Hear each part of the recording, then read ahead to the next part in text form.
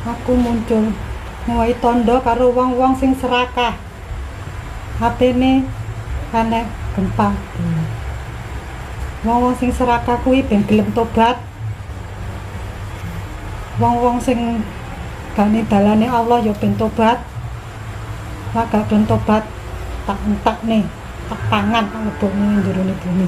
Cirinya seperti apa, Bu? Ya, dia nggak sombong, tidak riak, terus dia nggak suka bicara yang macam-macam. Kadang bicaranya kan gini, aku lo gini, aku gini kan gitu, sebab saya punya ini kan gitu. Tergantung orangnya sendiri. Kalau orangnya usahanya besar, dia pancingannya juga besar. Ibarat gini, umpan, kita mancing, jenengan mancing kan, iya kan, jenengan mancing, tapi lah jenengan itu nggak ada umpannya, bisa nggak? Cuma saya ini hanya cahaya, saya letakkan di tempatnya.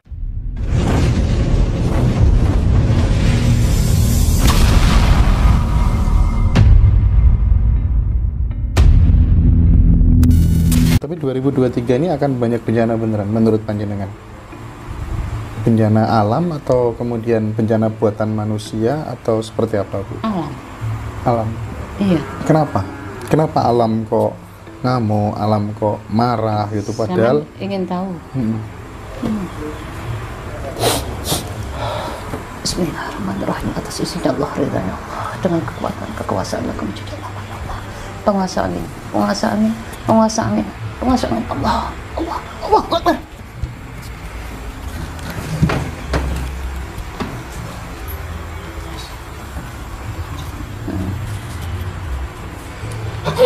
Wong-wong iki butuh keterangan.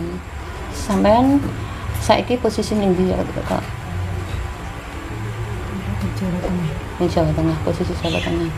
Kula kali udan. Oh, pengasal hujan bener. Ya wis. Iki enek apa kok iki tahun 2023. Iki enek musibah bukan? Iki sama ini penguasaan. Dan namanya Ki Ageng Prayoga. Negrane menungso kabeh saiki wis serakah. Wis ora ngerti dalan sing jeng bener. Akeh sing padha korupsi, mangan duwe wong sing gak duwe. Aku teko ngentekne wong sing korupsi. Wong sing gak gelem tobat karo wong sing serakah. Wong sing gak salah gak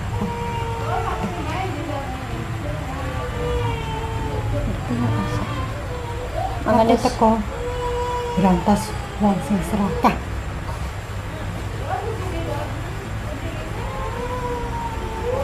Betul, keterangan harus melalui sendiri.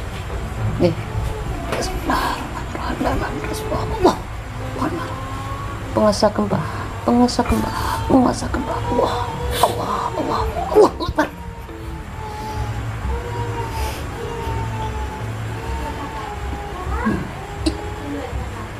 Posisi Banten. Saman terangne karo sing ning kene. Kena apa sampean kok muncul gempa? Aku muncul ngowahi tondo karo wong-wong sing serakah. HP-ne kene gempa. Wong-wong sing serakah kuwi ben gelem tobat. Wong-wong sing gane dalane Allah ya ben tobat. Lah gak ben tobat tak entak nih, tak pangan tak lebokne jerone bumi.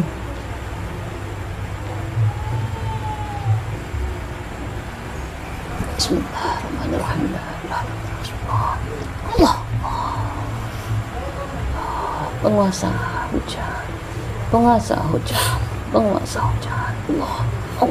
Akbar.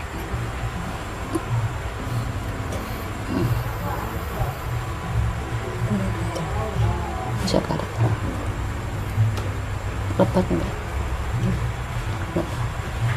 Tapi lek kurang wayahe gulung gak usah dengan bisa hujan biasa. Paham? Dia butuh penjelasan. Oke. 2023 yang rawan banjir kira-kira daerah mana? daerah sing akeh wong korupsi tok. Daerah Jakarta utama. Iku nggone wong korupsi tok. Ini Mahkamah Agung, ini KPK ku wong korupsi tok. Iku jere tobat ora tobat. Tantak nih aku, omahe tantak nih. Kelelep. Kono wong dukuran mangan duwe wong ciri-ciri tok. Duwe dipangan dhewe. Presidene sing kono ngawuri. Presidene ora salah. Sing salah pegawene. Kabeh padha korupsi. Termasuk polisi.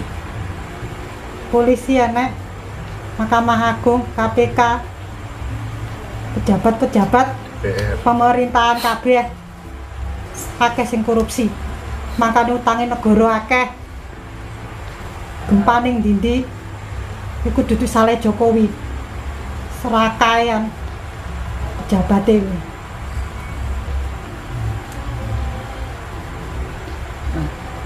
Penjelas. Bismillahirrahmanirrahim. La ilaha illallah Rasulullah. Allah.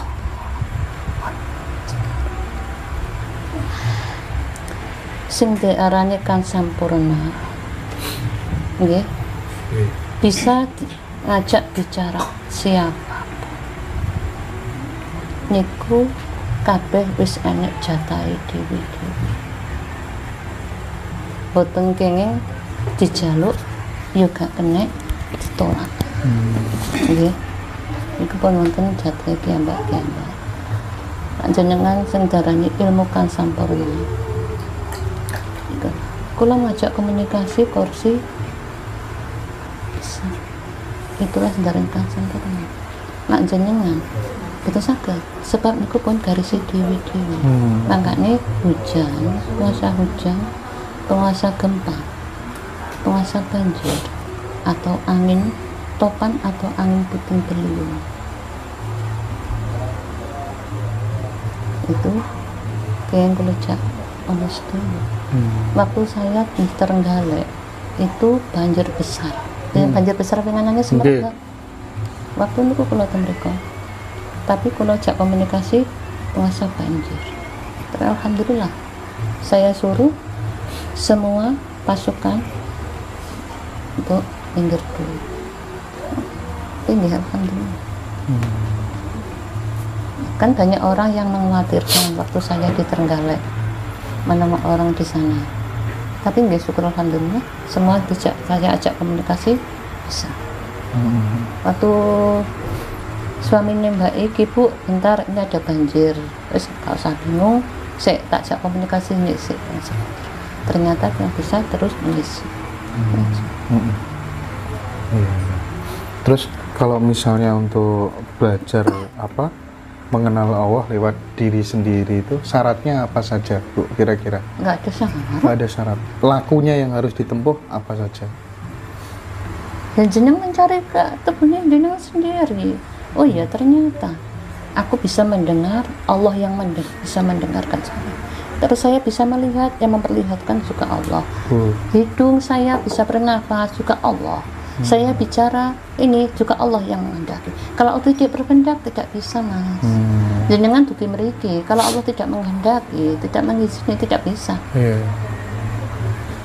Belajarnya dari diri kita sendiri, dicari. Jangan seakan-akan lah wong ki mang rumangsani iso apa rumangsani duwe. Itu masih jauh dari Allah. Sebab sebenarnya manusia tidak punya apa-apa, nggak bisa apa-apa tanpa Allah yang menggerakkan, tanpa Allah yang menghendaki. Gitu. Kalau ciri-ciri orang yang mendapatkan ilmu laduni langsung dari Allah itu, ciri-cirinya seperti apa, Bu? Ya, dia nggak sombong, tidak riak, terus dia nggak suka bicara yang macam-macam. Kadang bicaranya kan gini, aku lo gini, aku gini kan gitu. Sebab saya punya ini kan gitu. Semua itu kan titipan, hanya titipan. Kalau saya hanya bertugas saja. Bilang kayak Banyak orang bilang saya gini loh, saya nggak merasa. Memang saya nggak merasa. Saya hanya menjalani aja. Kalau terkait mediumisasi itu hanya satu orang atau bisa lebih atau bisa pakai orang lain atau harus Mbak ini terus gitu? Dulu itu saya ada 3 kok. Ini yang terakhir. Itu sekarang dia sudah sembuh, sudah nggak bisa lagi. Dulu itu dia sering itu pertama dia itu disandak ada beberapa dari Sumatera itu. Bukan ini. Dulu orangnya besar. Iya, tapi yang masuk tuh dukun santet tok itu dulu. Nggak bisa ya semua orang dipakai mediumisasi gitu? Itu kalau dia bisa mengosongkan bisa kok. Oh, kuncinya berarti mengosongkan? Iya, ya? mengosongkan pikiran. Oh. Kuncinya itu aja. Gitu ya. Kalau dia tidak kosong nggak bisa. Kalau dia punya pengalaman itu pahit, ya insya Allah itu bisa. Nah, kalau pas ditanya-tanya kayak gitu tuh sebenarnya dia kesadaran yang tersisa itu berapa persen sih Bu? Beda-beda. Yang pertama itu dia nggak sadar, nggak ingat sama sekali, ya kan? Terus yang kedua itu dia melihat wujudnya bentuk semua makhluk-makhluk itu, jadi dia takut, trauma. Kalau ini tidak melihat, tapi apa yang dibicarakan semua dukun itu dia terpasang di memorinya. Tapi tangan-tangan gerak sendiri. Gitu ya. Iya, beda-beda. Tadi panjenengan ngendikan ya, pengalaman pertama pernah menyaksikan orang-orang dengan kepala binatang segala. Gimana itu Bu ceritanya Bu? Saya juga sendiri nggak tahu. Waktu saya dulu saya kan pernah jualan di pasar. Tapi saya melihat itu bentuknya kepala orang di situ kok beda-beda. Itu jenengan tanpa laku apa-apa ya? Tidak, saya tidak pernah laku apa-apa. Maksudnya laku apa-apa, mau puasa? Enggak ya? Enggak. Nah, saya ingin sedikit menggali soal itu gitu. Kan nggak pernah laku tirakat-tirakat tertentu dan lain sebagainya gitu. Nilai-nilai kehidupan apa yang panjenengan terapkan dan panjenengan kemudian menduga, oh mungkin gara-gara ini aku sekarang jadi seperti ini gitu. Kira-kira karena faktor apa gitu Bu? Kan mesti ada lah apa tuh namanya, oh mungkin karena selama ini aku tuh selama menjalani hidup begini apa gitu, ada nggak kira-kira? Nggak punya pemikiran seperti itu Mas. Gitu ya? Enggak, saya kan menjalani aja. Yang kehidupan saya itu sejak kecil pahit sekali. Pahitnya seperti apa Bu? Ya ujian-ujian, makanya orang itu kalau diuji Allah itu ujian, kita dapat hikmah. Tapi kalau dianggap masalah, ya jadi masalah. Misalnya, ini habis kena ujian besar misalnya ya. Ya jangan misalnya Mas. Ya ini beneran ya habis kena ujian besar. Tapi setelah diuji dapat jodoh akhirnya mau menikah gitu ya. Ini gimana Bu pada saat merasa sedih, memanage cuaca hati gitu gimana menurut panjenengan supaya kemudian kembali kalau anak-anak sekarang ya move on, kembali bangkit dari keterpurukan gitu Bu? Maksudnya? Rahasianya apa supaya pada saat kita sedang menderita, sedang ada masalah besar itu kita tidak semakin jatuh gitu. Nggak semakin jatuh. Kita bersyukur aja. Kalau semua itu dianggap kita masalah kan jadi masalah. Benar. Kalau kita menganggap itu ujian, kita ucapkan waktu kita diuji Allah, ucapkanlah syukur alhamdulillah, berarti Allah sayang sama kita. Iya. Itu hati kita lapang. Tapi kalau kita resah atau kita itu gimana sambat, mesti gak pandar padang, pandar sumpek. Iya. Pandar ruwet. Ya. Panjenengan diminta semacam kayak, oh ini lu Bu, aku punya usaha tapi kok pembelinya masih sedikit ya, tokonya nggak laris-laris. Itu diapakan itu Bu? Treatmentnya apa tuh namanya? Dikasih apa gitu? Nggak saya kasih apa-apa. Terus gimana Bu? Tergantung orangnya sendiri. Kalau orangnya usahanya besar, dia pancingannya juga besar. Ibarat gini, umpan, kita mancing, jenengan mancing kan? Iya kan? Jenengan mancing. Tapi lah jenengan itu nggak ada umpannya, bisa nggak? Contohnya gimana? Jadi misal umpan itu yang jenengan maksudkan dalam konteks orang jualan, dagang, usaha itu apa? Sodakoh atau gimana? Iya. Sodakoh kuncinya berarti ya? Kuncinya sodakoh. Nggak perlu rumus-rumus tak pagering ini, enggak ya? enggak, cuma saya ini hanya cahaya saya letakkan di tempatnya. Biar seperti apa? Kan persaingan kan, Mas? Iya. Itu Auranya lah iya. barangkali ya. Nah, Cuman kan cahaya itu bentuk memang sinar. iya, poin utamanya kan orangnya harus bikin pancingan lewat ya menanam uang tadi, sedekah tadi ya, Bu ya. Iya. Oh. Semua tergantung pada diri kita sendiri. Usahanya yang gimana? Itu termasuk menangkal bala segala macam dengan kita sering memberi ya, Bu ya. Iya. Tapi kita ngasih sedekah, tapi kita kalau nggak yakin, tapi kalau itu kita ya kita lepas uang sekian segini ya. Tapi aku sedekah, ternyata kok nggak ada perubahan. Iya, banyak yang model kayak gitu. Faktor apa tuh? Yakin? Iya, itu nggak ikhlas. Oh. Itu ada pamrih kan? Iya. Kita kalau sedekah kan nggak minta pamrih. Kalau aku sedekah ke sini, tapi ternyata kok belum bisa. Terus saya dulu pernah memang ada, Bu, saya sudah sedekah ini, tapi ternyata, loh, berarti sama ada maksud tertentu. Iya. Saya tanya, orang hidup ya, dikasih sama Allah sendiri-sendiri. Ada yang dikasih uang, itu titipi. Ada yang dititipi ilmu. Amrih uang kimang atau harta itu mau bermanfaat atau barokah, gimana caranya? Tapi kalau ilmu, gimana caranya ilmu itu mau bisa manfaat bagi orang yang membutuhkan? Kan hasilnya sama, cuma beda. Iya. Titipi harta, titipi ilmu. Ilmu bukan milik kita, masih harta juga bukan milik kita, itu titipan.